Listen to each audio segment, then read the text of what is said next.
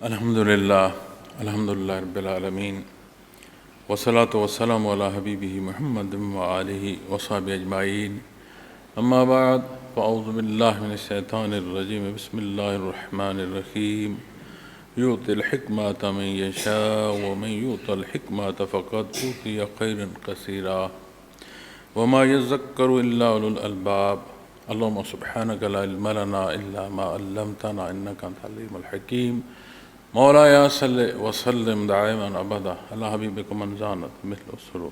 معزز سامعین کرام، السلام علیکم ورحمۃ اللہ وبرکاتہ۔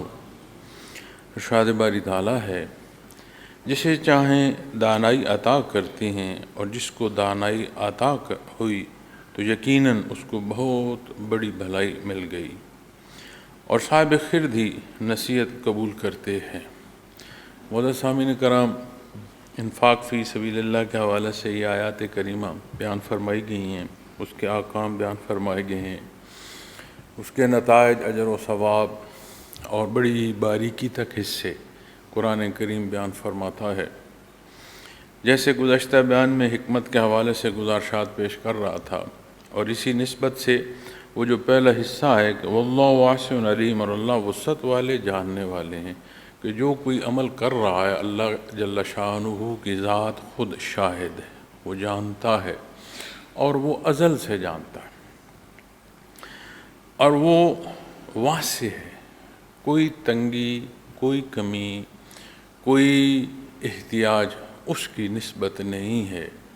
اس کی ذات لا محدود ہے، اس کی صفات لا محدود ہیں، اور رب العالمین تمام عالمین کا پالنہار، اس کی راہ کا مسافر اسے وہ خوب جانتا ہے، اور اس شناسائی سے جو کچھ وہ عطا فرماتا ہے یہ بھی اس کی شان ہے۔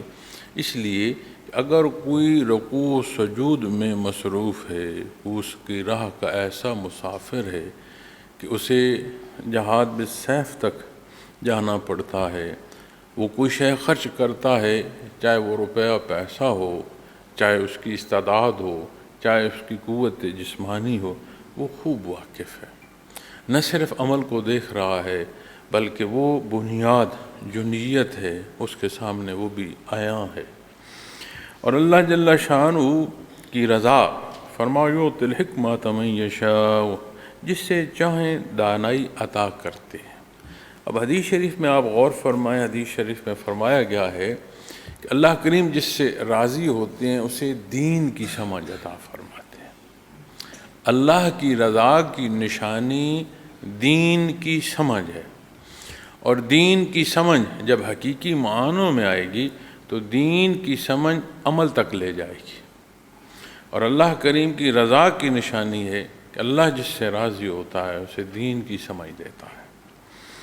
اب یہاں جب آپ حکمت کی بات کریں گے تو بھلے لغت میں حکمت سے مراد کسی عمل کا جاننا، اس کے سبب، اس کے حل، یا اس معاملے کے کلی ادراک کے پہلوؤں میں جو سمجھ بوجھ ہے اسے آپ حکمت کہیں۔ لیکن جب آپ اس کی باریکی میں جائیں گے تو حکمت و دانائی یعنی کسی شے کا جاننا، اس کے اسباب کے مطابق اس کے حل تک، اسے اگر آپ خالص حصوں میں اور نیک نیت سے اس حل تک پہنچتے ہیں تو یہ حکمت ہے۔ محض مسئلے کا حل جو ہے وہ چالاکی اور شاطر پن بھی آ جاتا ہے کہ جب بدنیتی ہو، بظاہر ایک مسئلہ پیش آیا، اس کا حل کیا گیا، ایک حل کرنے والا خالص سوچ رکھتا ہے، جائز ذرائع استعمال کرتا ہے، معاملہ فہم ہوتا ہے، معاملہ ادراک ہوتا ہے، وہ اس کا حل کرتا ہے، یہ حکمت ہے۔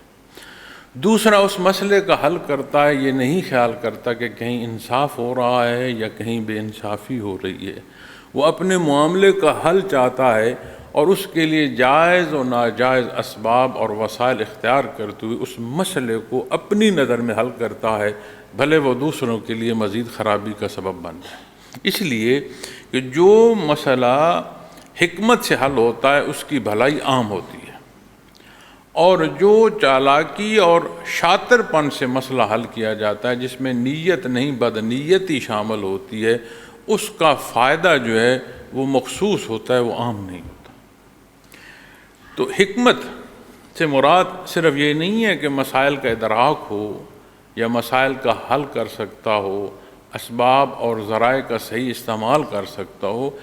حکمت کے لیے وہ بنیاد بھی درکار ہے کہ نیت خالص ہو، انما الاعمال بالنیات، نیت خالص ہو، چونکہ عمل کا دار و مدار نیت پر ہے، اور حکمت وہ حصہ ہے جسے اللہ عطا فرما رہے ہیں۔ اب جہاں کمزوری آئے گی، چالاکی کی بات کریں گے، کسی طرح کی کوئی وہ حصہ جس میں منفی پہلو ہو اس کی بات کریں گے، تو اس میں شیطنت ہوگی، اس میں ناحق ہوگا، اس میں حق نہیں ہو سکتا۔ لیکن جب آپ حکمت کی بات کریں گے، اس میں عدل ہوگا، یہ نیکی، ورع اور تقوی کی راہ ہوگی، اس کا استفادہ عام ہوگا۔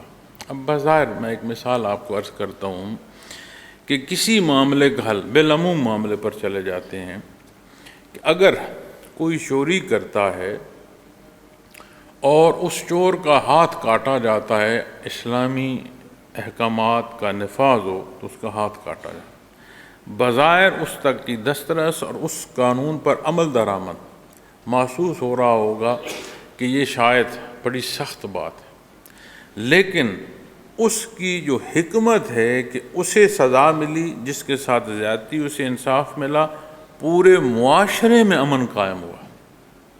اب اس سزا پر بحث آج معاشرہ کر رہا ہے، لیکن اس عمل پر بحث نہیں کرتا، اور اس عمل کے ہونے پر جو معاشرے میں خرابی اور خرافات ہوتی ہے، چونکہ بات پھر چوری تک نہیں رہتی، قتل و غارت تک چلی جاتی ہے، ان نقصانات پر کوئی بحث نہیں کرتا۔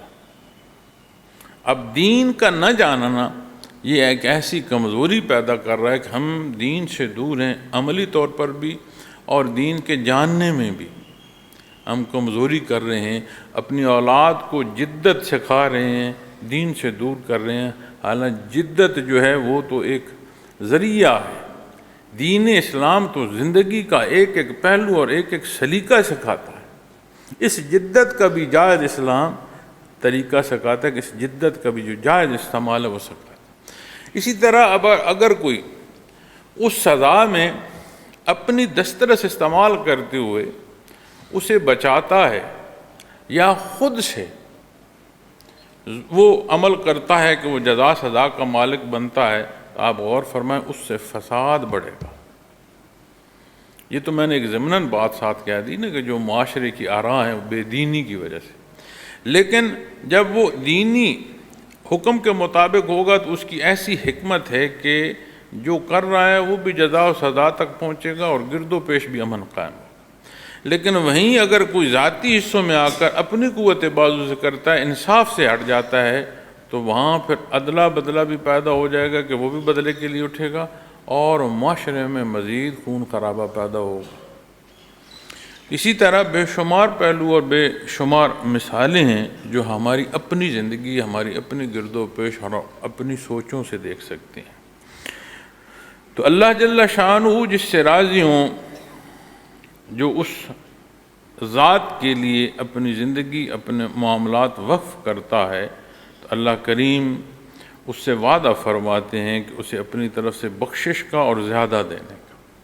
اور جب بات آتی ہے نا وَفَضْلَ، اور اللہ کے فضل کی، تو اللہ کریم کا فضل صرف یہ نہیں ہے کہ کوئی محدود ہے کہ صرف دنیا ہے تو دنیا ہے، یا آخرت ہے تو صرف آخرت ہے۔ اور یہاں دنیا سے متعلق بھی ایک بات عرض کر دوں، دنیا مقصود نہیں ہے، یقیناً دنیا مقصود نہیں ہے، لیکن دنیا اللہ کی مخلوق ہے۔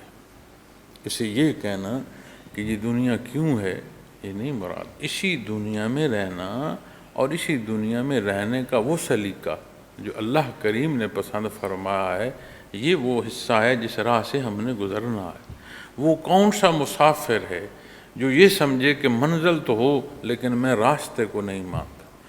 راستے کا ہو رہنا اور بات ہے، لیکن راستے کا استعمال منزل تک کے لیے کرنا یہ اور بات ہے۔ اسی لیے صوفیاء فرماتے ہیں کہ تارک دنیا ہونا کمال نہیں ہے، دنیا میں رہتے ہوئے ویسے رہنا جیسے اللہ نے پسند فرمایا ہے، جیسے نبی کریم صلی اللہ علیہ وسلم نے تربیت اور رہنمائی عطا فرمائی ہے، جیسے سنت خیر الانام ہے صلی اللہ علیہ وسلم، ایسے زندگی بسر کرنا، یہ اس سے اعلیٰ ہے۔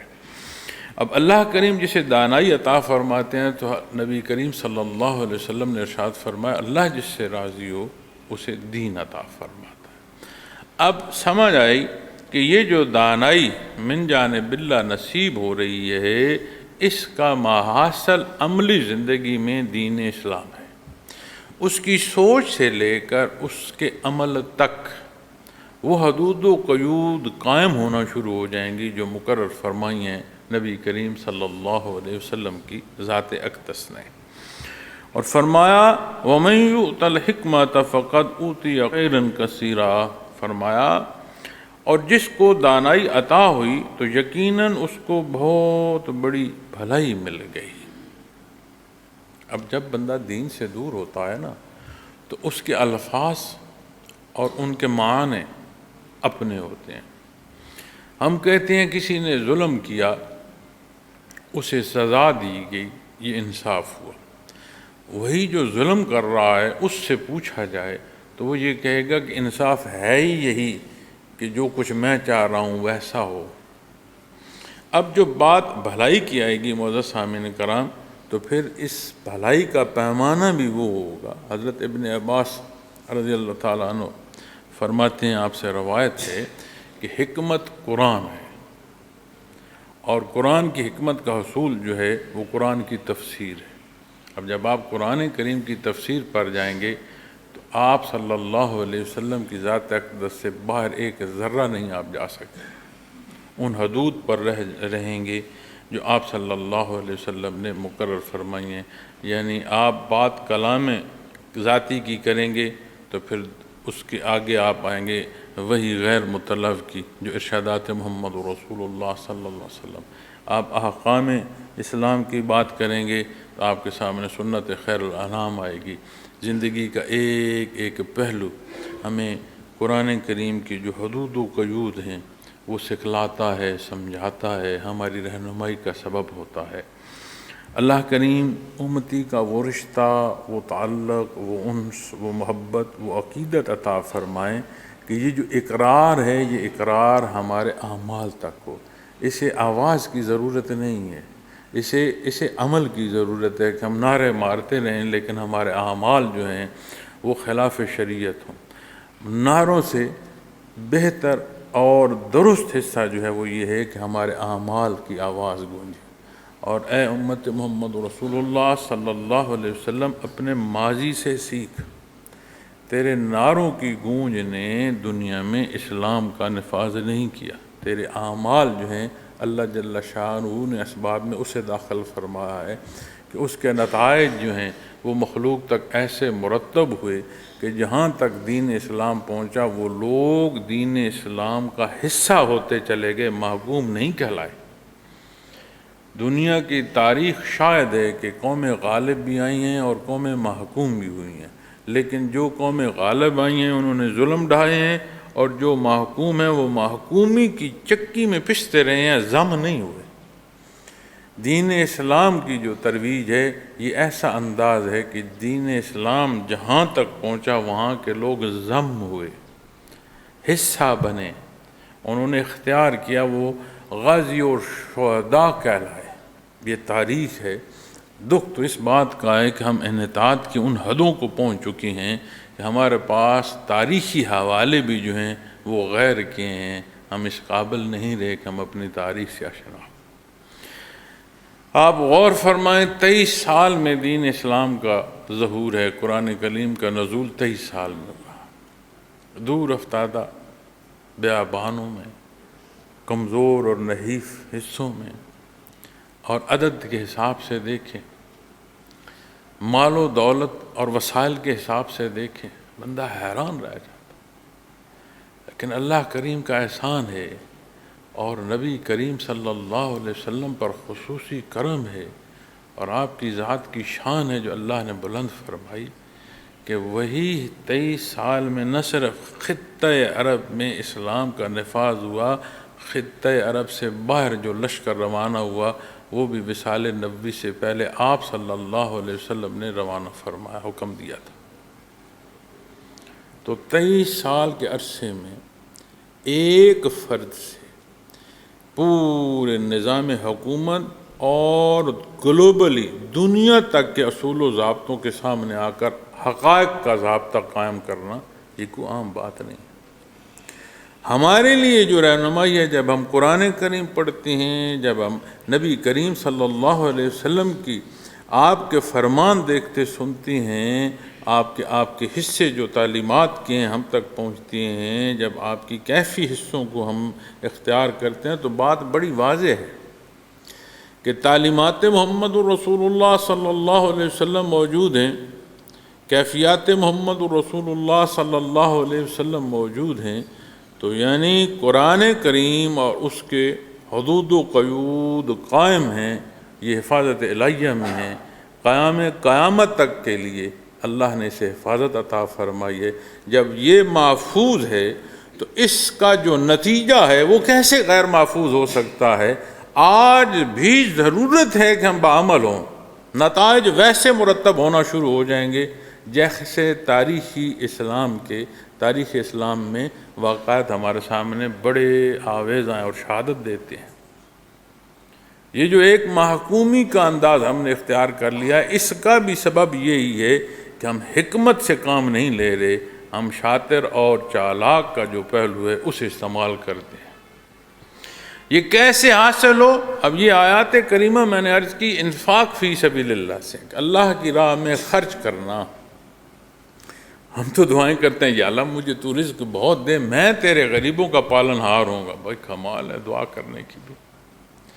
اللہ نے جو تجھے عطا فرمایا ہے اس میں سے تو کیا خرچ کر رہا ہے؟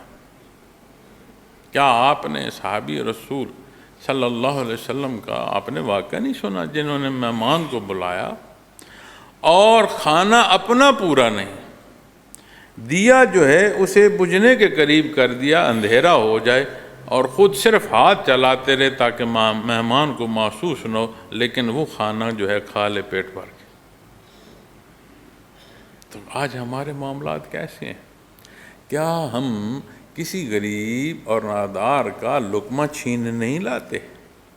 تو جب کسی غریب اور نادار کا لقمہ چھین لاؤ گے تو پھر کیا اس معاشرے میں جہاں انصاف نہیں ہوگا ٹھہراؤ ہوگا؟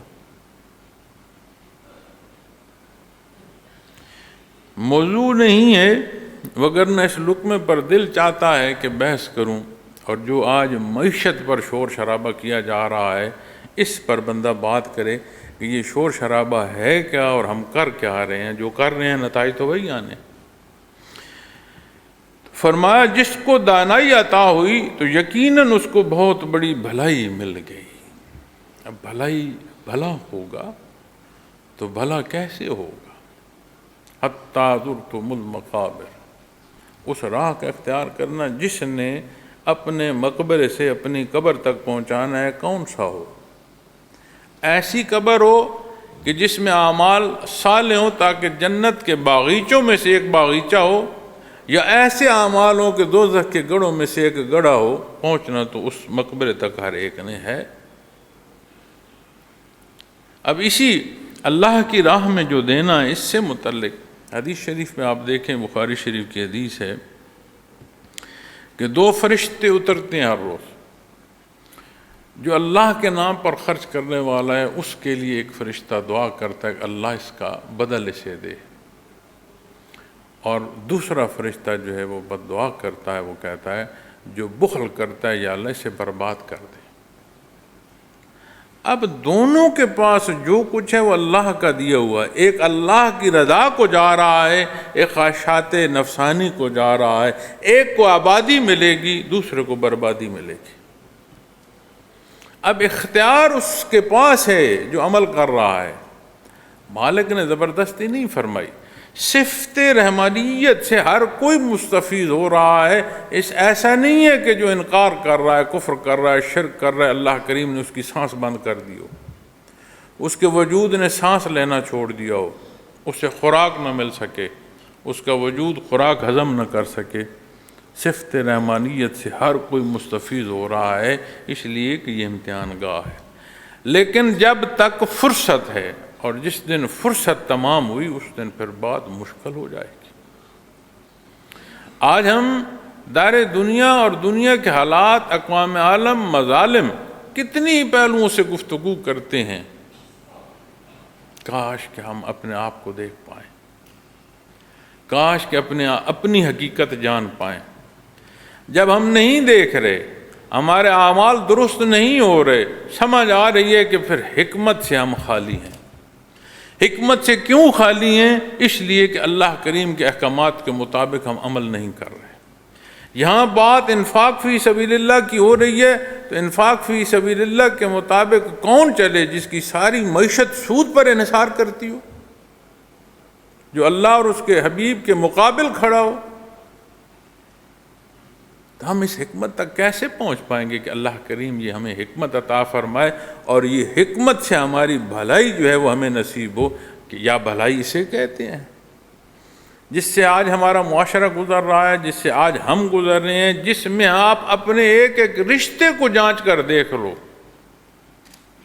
سمجھ نہیں آتی کہ ان رشتوں کو کیا نام دیا جائے، جو برتاؤ ہے، جو ہمارے ایک دوسرے سے ویہار ہے، جیسے ہم ایک دوسرے سے پیش آ رہے ہیں، اور پھر جو رشتہ ہے۔ اس لیے کہ رشتوں کے حرمت کی بات ہو، ایک دوسرے کے حق کی بات ہو، یا ایک دوسرے کے فریضے کی بات ہو، وہ اصول اور ضابطے تو قرآن کریم عطا فرماتا ہے نا۔ یہ فرقان حمید غلط اور درست کو صاف اور واضح فرماتا ہے۔ جب اس سے ہٹ جائیں گے تو پھر کون سے رشتے ہیں اور پھر کون سے اصول ہیں؟ پھر حکمت کیسی ہے؟ پھر اعمال ایسے کیسے ہو سکتے ہیں کہ اس سے تعمیر ہو؟ پھر اعمال ایسے ہی ہوں گے جس سے ہم مزید تخریب کا سبب بنتے ہیں۔ اسی لیے تو آئے روز ہم سارے نعرہ لگاتے ہیں کہ ہم مثبت کام کریں گے، ہم مثبت تبدیلی لائیں گے، ہم تعمیر کریں گے۔ پہلے سے زیادہ حالات خراب ہو جاتے ہیں۔ کیوں؟ اس لیے کہ حکمت جو ہے وہ اصول اور ضابطے پر قائم ہوتی ہے، خواہشات ذاتی پر قائم نہیں ہوتی۔ تو اللہ جل شانہ جس سے راضی ہو، اللہ کریم اسے دانائی عطا فرماتے ہیں، اور جسے اللہ کریم فرماتے ہیں دانائی عطا ہوئی، فقد اوتی خیرا کثیرا، یقیناً اس کو بہت بڑی بھلائی مل گئی، وہ اپنے اصل کو پہنچا۔ اللہ کریم نے کوئی شے بے مقصد پیدا نہیں فرمائی۔ ہم دنیا کی زندگی سے مثالیں لیں، ایک تنکا گھاس کا جو پھوٹتا ہے اور واپس خشک ہوتا ہے، نہ اس کا پھوٹنا بے مقصد ہے، نہ اس کا سبز ہونا بے مقصد ہے، اور حیرت کی یہ بات ہے کہ واپس خاک ہو جانا جو ہے وہ بھی بے مقصد نہیں ہے۔ ایک ایک مخلوق کو دیکھ لو، ہمیں کسی سے تنگی محسوس ہو رہی ہو، لیکن اس مخلوق کا ہونا دنیا میں ایک استحکام کا سبب ہوتا ہے۔ ایک شے بڑھتی ہے تو اس کے ساتھ کسی دوسری شے کی کمی کا سبب ہوتا ہے۔ یہ ایک نظم ہے جو رب کائنات نے قائم فرمایا ہے، اور خوبصورت ترین ہے۔ ایک ایک شے کا جائزہ لو، بیٹھو اور دیکھو۔ یہ جو برف گرتی ہے نا، گالے گرتے ہیں، یہ جو گرنے والے گالے ہیں، ان کا جب عدسے سے معائنہ کیا جائے تو ان گالوں میں ایک ایک گالے میں ان گنت ذرے ہوتے ہیں، ہر ذرے کی شکل الگ ہے۔ ایک ذرہ ایک گالے میں کتنے ہیں اللہ بہتر جانتا ہے، لیکن اس ایک ذرے کی شکل دوسرے ذرے سے نہیں ملتی، اور ہر ایک میں ایسی نقش و نگار ہے کہ بندہ حیران ہو جاتا ہے۔ اس کی تحقیق دیکھیے گا، ایسی صنعت ہے جو بے مثل و بے مثال ہے، یقیناً ایسی ہی ہونی ہے، اس لیے کہ اللہ جل شانہ نے بنائی ہے۔ اور کتنا بڑا احسان ہے کہ پیدا فرمایا مکلف مخلوق کو کہ اس کے ساتھ بندگی کا رشتہ اسے عطا فرمائے۔ اسے حب اور محبت سے بھر دیا کہ اس کے اندر اللہ کے قرب کی تڑپ پیدا ہو۔ کیسی عطا کہ اس کے حضور سر بسجود ہو، اور ہم دیکھیں کہاں کہاں اپنی پیشانیاں ٹیکتے پھرتے ہو۔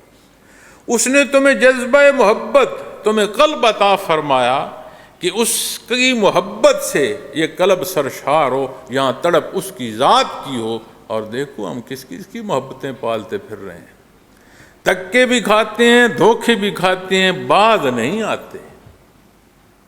بھلے وہ حکمرانی کی طلب ہو، بھلے وہ اپنی بزرگی کی طلب ہو، بھلے کسی فرد سے ہو، بھلے کسی شے سے ہو۔ آپ غور فرمائیں، اپنے گردوں پہ جائزہ بھی لیا کریں، اپنے اعمال کو بھی دیکھا کریں کہ جو کچھ میں کر رہا ہوں، میں آپ سے کلام کر رہا ہوں، گفتگو کر رہا ہوں، گزارشات پیش کر رہا ہوں، تو کیا میں مبرہ ہوں اپنے اعمال سے؟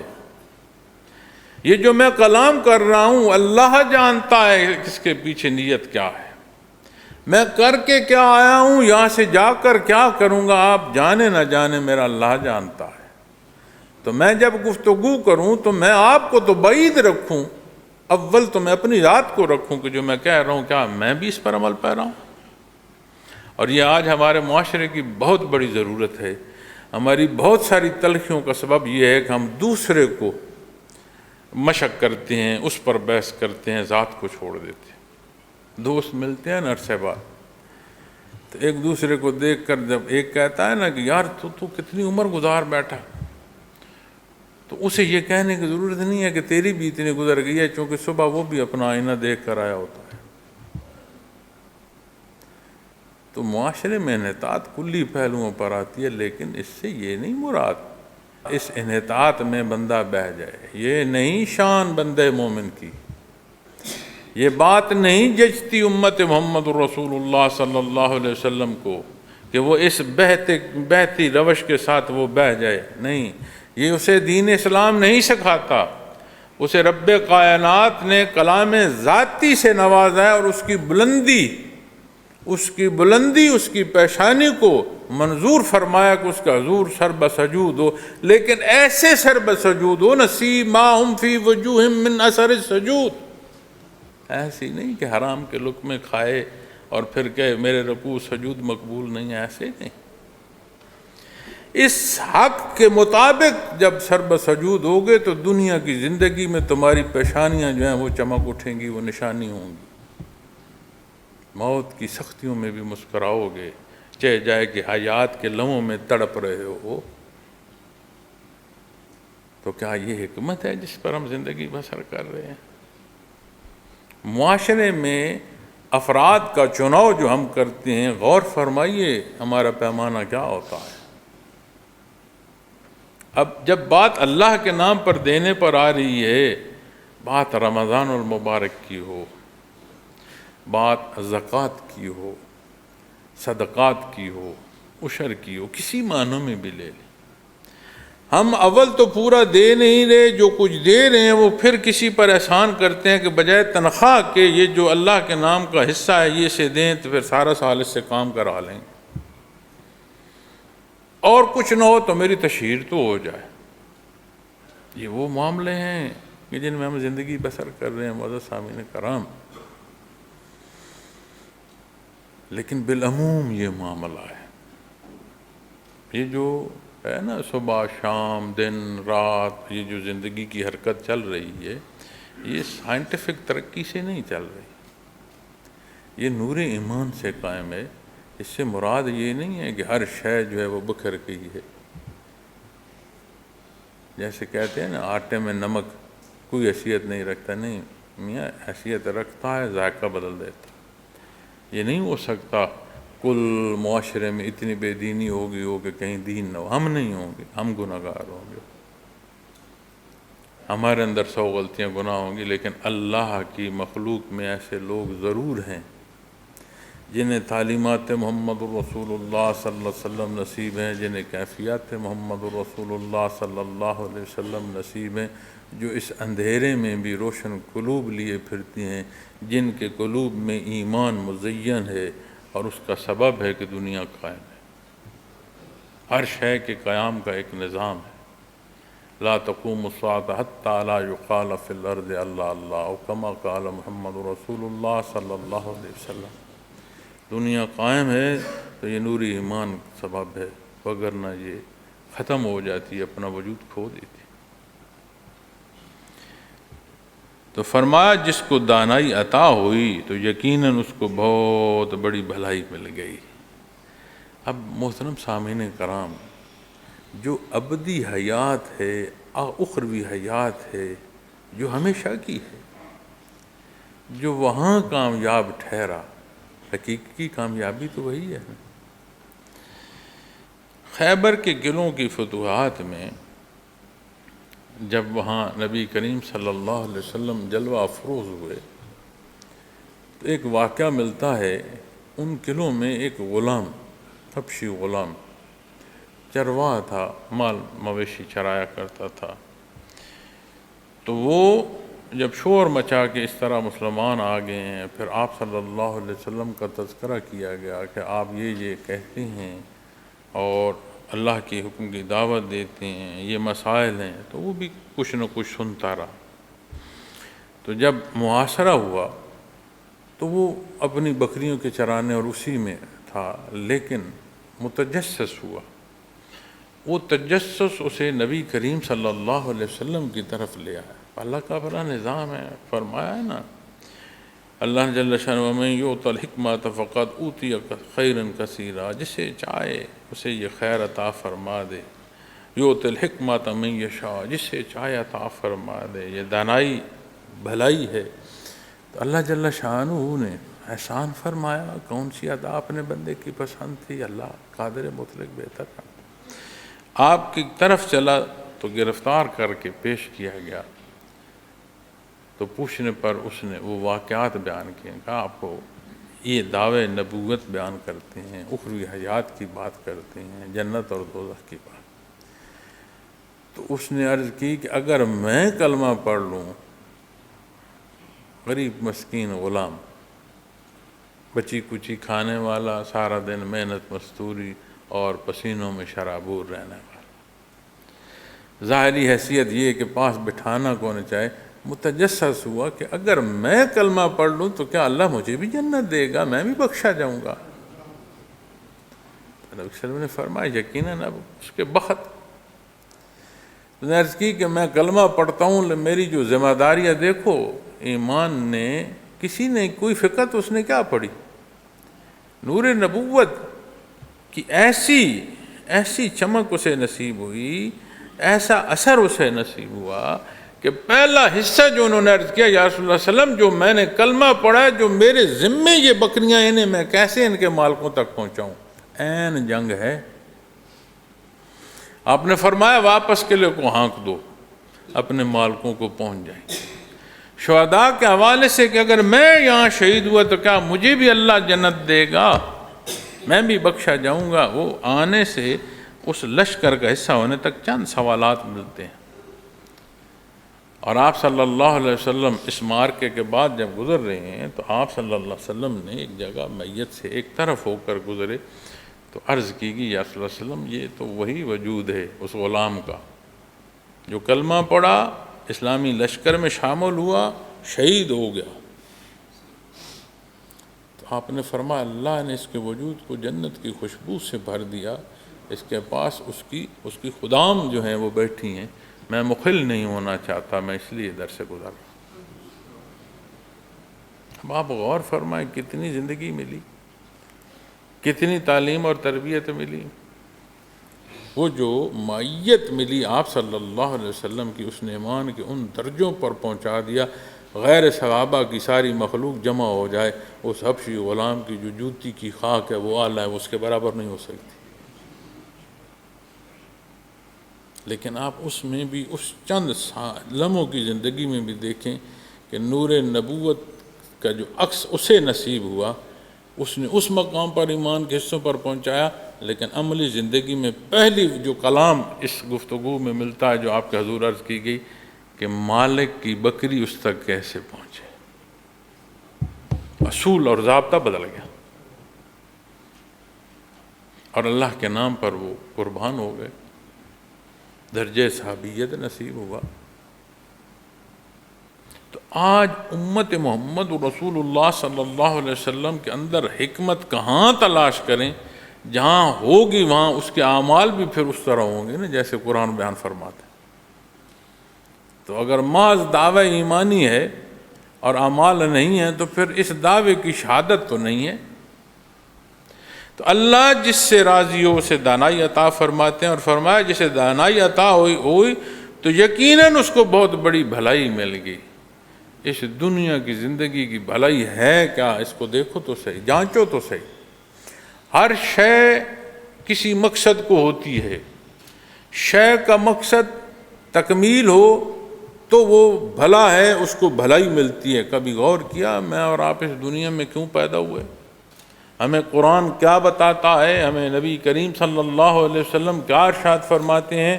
جب ان ارشادات عالی کو دیکھو گے تو تمہیں اپنا مقصد حیات ملے گا۔ جب مقصد حیات پر چلو گے تو بھلائی پاؤ گے۔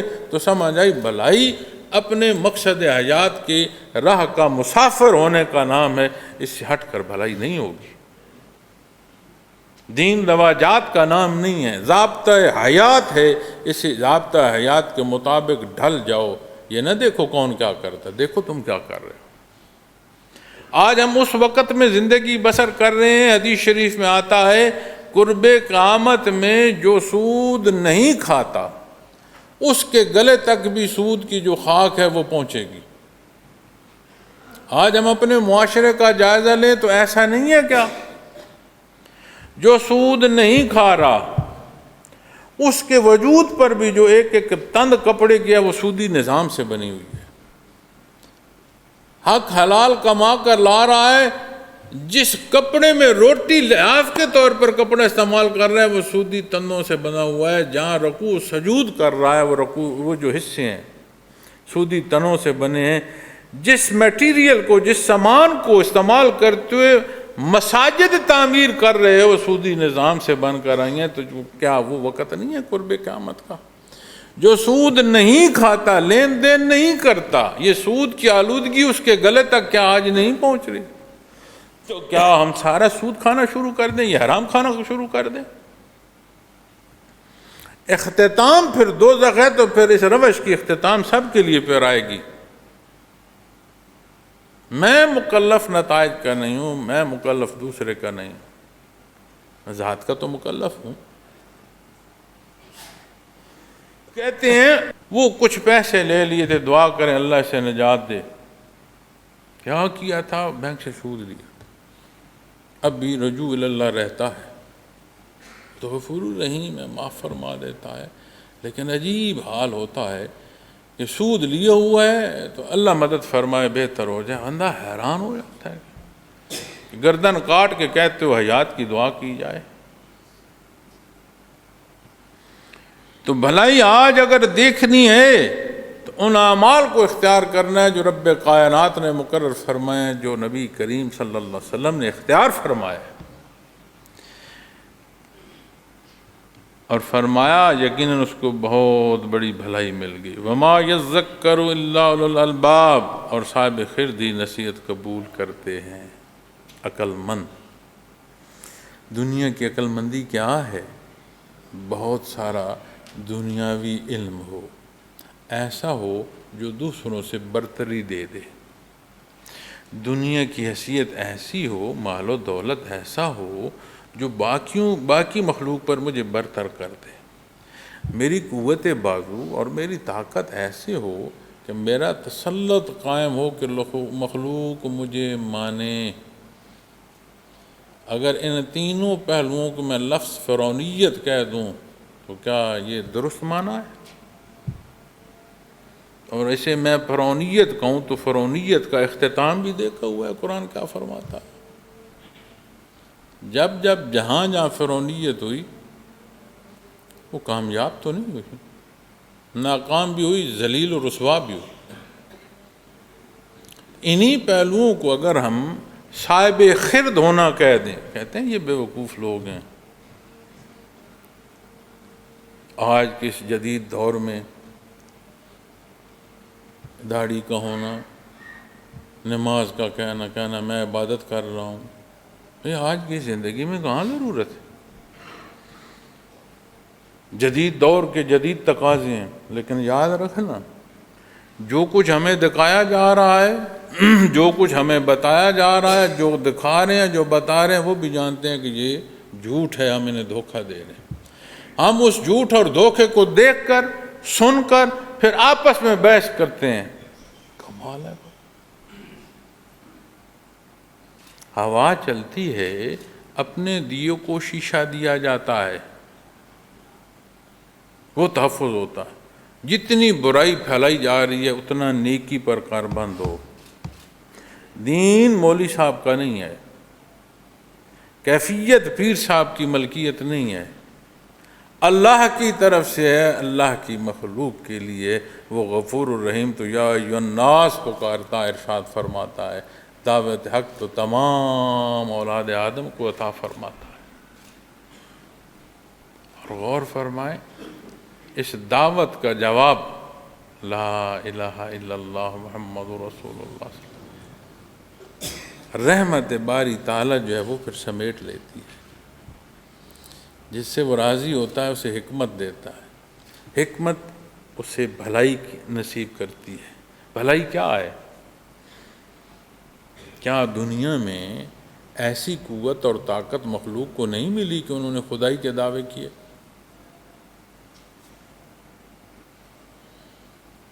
تو ان خدائی کے دعووں کے ساتھ آج کہاں ہیں وہ؟ جہاں وہ رہتے تھے اول تو ہے کوئی نہیں، ہر شے خاک ہوگی، اگر کوئی ہے تو اس پر اشتہار لگے ہوئے ہیں، ٹکٹ لگے ہوئے ہیں۔ یہیں اسی خطے میں بھی دین الہی بنایا گیا تھا۔ وہ دین الہی کے دعوے دار کہاں ہیں؟ خاک ہو گئی ہر شے۔ اس لیے کہ یہ خاک سے جسے اس نے پیدا فرمایا ہے وقت مقررہ تک ہے، اس کے بعد اس نے خاک ہونا ہے۔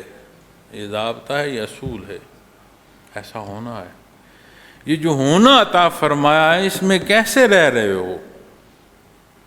یہاں سمجھ آتی ہے کہ کیا تجھے بھلائی نصیب ہوئی؟ کیا تو صاحب خرد ہے؟ عقل مندی کیا ہے؟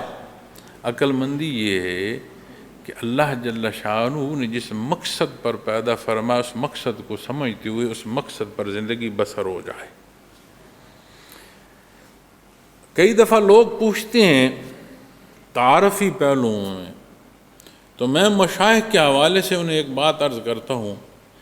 میں انہیں عرض کرتا ہوں کہ میں رشتے پر نہ نسبی نہ ایمانی، اس رشتے کی پرکھ سے ہٹ کر جتنا اللہ نے مجھے دنیا کا تجربہ دیا ہے یا جتنے اسفار یا ملاقات دنیا میں نے کی ہے، اس کو اور اپنی استطاعت کو بروئے کار لاتے ہوئے جب میں تجزیہ کرتا ہوں، میں کہتا ہوں یہ ہستیاں صاحب الرائے تھیں۔